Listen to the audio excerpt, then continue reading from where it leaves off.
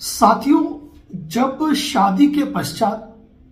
पति पत्नी के बीच में कोई विवाद खड़े हो जाते हैं और उन विवादों के चलते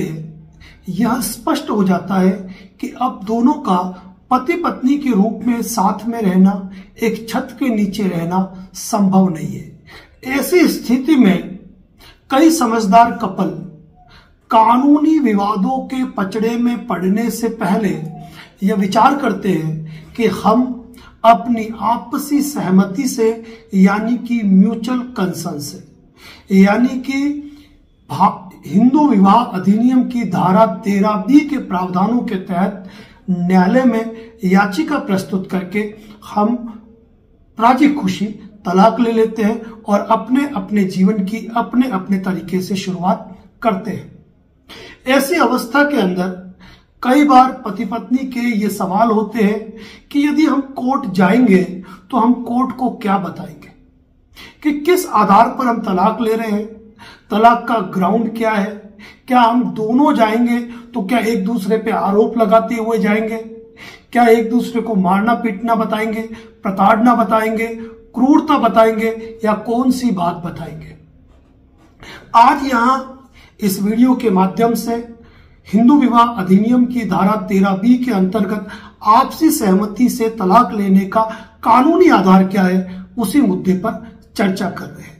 तो आपको इस वीडियो के माध्यम से हम ये बात क्लियर कर रहे हैं कि जब यदि आप आपसी सहमति से तलाक लेना चाहते हैं तो उसके लिए किसी ग्राउंड की जरूरत नहीं है। पति पत्नी दोनों मिलके एक ही एडवोकेट के माध्यम से कोर्ट के अंदर हिंदू विवाह अधिनियम की धारा 13B आपसी सहमति से विवाह विच्छेद की याचिका प्रस्तुत कर सकते हैं, जहां पर केवल और केवल उनको इतनी सी बात ही अंकित करनी पड़ेगी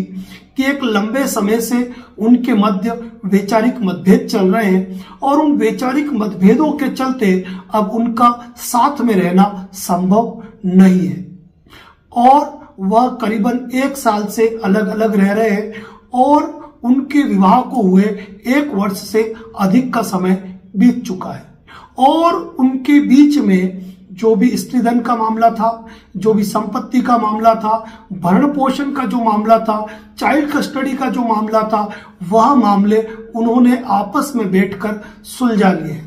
अब उनका पति पत्नी के रूप में एक साथ रहना, एक छत के नीचे रहना संभव नहीं रहा है। इसी कारण तलाक की याचिका प्रस्तुत की जा रही है, यानी कि कोई भी पक्षकार किसी दूसरे पक्षकार पर कोई आपत्ति दर्ज नहीं करा रहा है, कोई शिकायत दर्ज नहीं करा रहा है, कोई आरोप नहीं लगा रहा है। केवल वैचारिक मतभेदों के आधार पर तलाक की ये याचिका प्रस्तुत की जाती है। और सबसे बड़ी बात यह होती है कि इन तलाक की याचिका के अंदर जो भी आपके डिस्प्यूट है वह आपको ही सेटल करके जाने हैं। आप कोर्ट से ये उम्मीद कतई न करें कि कोर्ट इस मैटर में आपके चाइल्ड कस्टडी का, स्त्री धन का, भरण पोषण का जो भी मैटर है वह इस मैटर में कोर्ट अपना इंटरफेयर नहीं करता है। ये सारे मैटर आपको डिसाइड करने पड़ते हैं। तो इस स्टोरी के साथ आप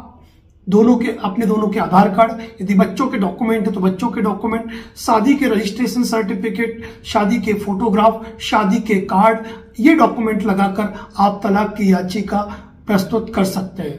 पहले आपसी सहमति से तलाक की याचिका प्रस्तुत करने के पश्चात 6 महीने का समय पीरियड दिया जाता था, ताकि इन 6 महीने के कूलिंग पीरियड के भीतर यदि दोनों पक्षकार चाहें तो आपस में पुनः बातचीत कर सकते हैं और अपने नए गृहस्थ जीवन को शुरू कर सकते हैं। लेकिन माननीय सुप्रीम कोर्ट द्वारा इस मैटर में क्लियरली गाइडलाइन दी गई है कि यदि पक्षकार चाहे तो इस 6 महीने के पीरियड को वेव कराने की एप्लीकेशन कोर्ट में सबमिट कर सकते हैं और यदि न्यायालय चाहे तो इस 6 महीने के पीरियड को वेव करके इससे पहले भी तलाक की डिक्री जो है वो ग्रांट कर सकते हैं। इसी प्रकार के कानूनी अपडेट हमारे यूट्यूब चैनल, फेसबुक पेज पर दिए जाते हैं। चैनल पर नए हैं तो हमें फॉलो और सब्सक्राइब करना बिल्कुल भी नहीं भूलें। वैसे तो प्रत्येक कानूनी जानकारी हमने हमारे यूट्यूब चैनल पे पोस्ट कर रखी है। इसके बावजूद भी यदि आपका कोई सवाल है और बात करना चाहते हैं तो डिस्प्ले पे जो नंबर दिया हुआ है केवल कॉल बुक लिखकर आपका नाम, आपके जिले का नाम लिख के टेक्स्ट मैसेज करें,